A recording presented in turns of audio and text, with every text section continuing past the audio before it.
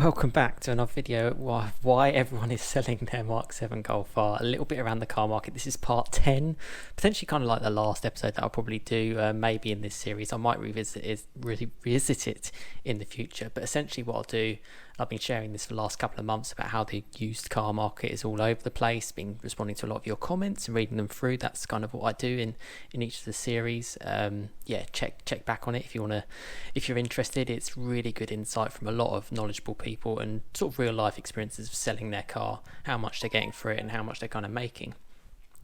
Because of the way that it's in. Now, I've done one final valuation on my Mark 7 Golf R today. It's Bank Holiday Monday, so it's the 30th of August.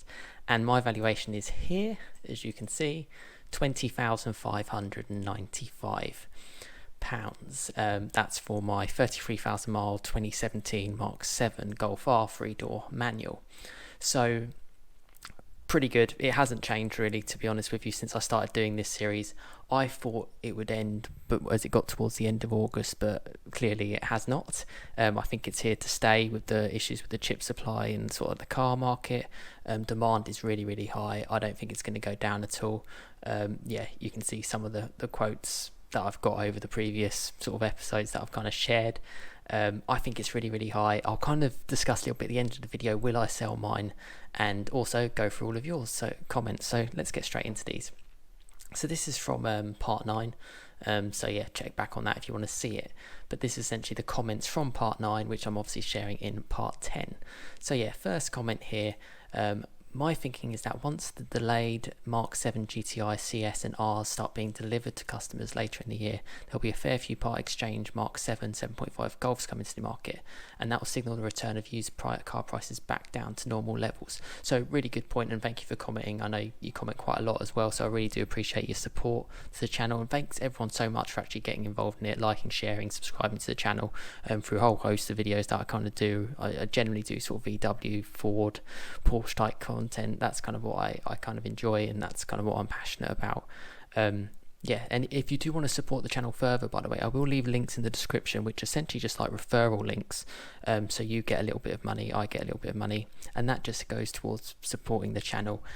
In short, AdSense wise, I make nothing really from this YouTube channel at the moment, so you know, any sort of support that you can give me, that would be massively appreciated, and I always want to give something back. So something that I've put in like a description is around like Virgin Media broadband TV mobile, you get like £50 off kind of thing.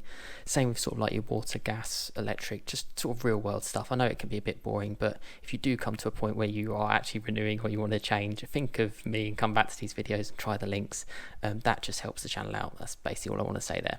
So yeah, on this comment, I don't think it's going to change. I think car prices are going to stay quite high, particularly, I mean, not to be obviously, you know, obviously I'm going to talk about my car, which is 4 years old, 4 and a bit years old.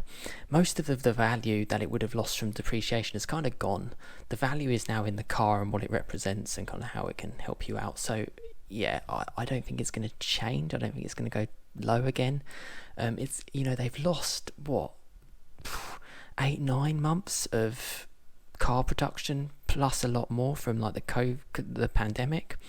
You know, these are a lot of cars that haven't been built, and it just takes time. You've lost that time that would have obviously happened. It's not just a case of getting all the chip supply back and cars coming into the market. It really has affected things. So yeah, it's interesting. I think cars are going to stay quite high in terms of price wise. As long as like the maintenance of a car is not too high, I can't see the actual value of the car being too low, or unless the UK government decides to tax the heck out of us, which they like to do. But yeah, as you can see from my sort of quotes, and you know, prices haven't gone down. And again, comment in this video and I will share another video. I don't know if I will end the series. I think I'll probably keep it going, as you know, let's be honest, it hasn't really changed the market from when I first did the video. It was over sort of 20,300 before. So that's interesting, but it's a good price, but clearly things aren't going back down. We'll have to see what happens as we get towards the winter months now. So thanks so much for your comment. Next comment here, we back offered for my 16 plate Golf R, 2 months old, 17,000 miles. Last week they offered 19.5 for it. Yesterday I walked in and 10 minutes later I had 19,500 in my pocket. They didn't even look at the car or try to get me down. New Mark 8 R ordered in April, so now just playing the waiting game. Yeah, obviously you're waiting quite a while because of new cars are taking a while to get delivered. One good point is that with WeBack, obviously this isn't sponsored by them or anything like that, I'm just using them as sort of like a gauge. There are plenty of other people you can use. I've heard Motorway are quite good that you can use in terms of getting a better price, but the advantage from WeBack is it's quick, so you just kind of go straight in and you get an offer like that. Yeah, fantastic, well done, and a good sort of real world example there as well. Next question, and actually from a commenter who's commented quite a few times as well and really got involved in the series quite a lot, so thank you so much for that. And yeah, check back on previous episodes as well if you want to know about that. But thank you for sharing my experience with everyone. Also, my Mark 5 GTI is not a shitbox. I did sort of say, well, I didn't say it was a shitbox. I said it's a slightly less, or a slightly more affordable car than say like a Mark 7R at this time. Yeah, and to be fair, if you get them in, they're pretty fantastic cars to kind of drive and sort of enjoy. But this subscriber of mine really did help out on the series and sort of fed back his sort of feedback on selling his Mark 7.5R estate. And it'll be interesting to see, when the world sort of sorts itself out, or if it does with car prices. I think it's going to be really, really interesting. But yeah, this owner, essentially, they've stuck with their Mark 5 GTI as sort of like their daily, and yeah, that's great. And they've obviously made a little bit of money as well, as you can see from previous episodes. But thanks so much for getting involved in the comments, and yeah, appreciate your support as always. After December, I think it will settle. Yeah, I kind of agree with that. Not too sure on your username, called Goodbye, but yeah, maybe it's just so unpredictable. That's why I kind of did the series. I thought it was fascinating how it's all been so crazy personally, but we'll just have to see. Next one, anyone looking for a new car needs to use Drive the Deal. Yeah, I've heard of Drive the Deal. They're pretty good. You don't pay broker money. Yeah, it's another option, and that's the thing. You've got, like they say, they're no way affiliated, just wants to save money. Same with my channel. I'm never gonna like force you to do anything or recommend anything unless I've heard it from other people. There are so many different sort of I suppose in some ways, yeah, sellers to kind of use to obviously buy your car. So that makes the market a lot more competitive. So look around, shop around, see who's there, and get the most money for your car. That's kind of what we want, and I want as well. And feedback your thoughts in the comments as well, for next episode really. Thanks so much as well for your comment there. And yeah, I think it's really, really interesting with all the sort of different sort of solutions that people can use. And yeah, as well, it's sort of the accessibility to using these. They can come straight to your door. Yeah, it can be really, really simple and nice to use.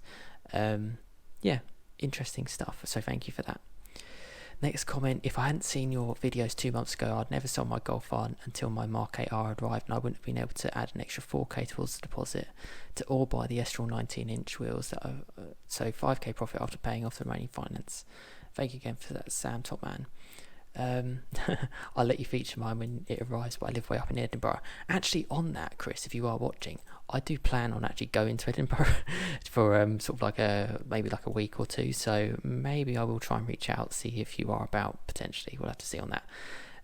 But yeah, fantastic. I'm glad the videos have helped you out. Ultimately, it's your personal decision whether or not you sell your car, but it certainly wasn't a bad time with the way the car market is.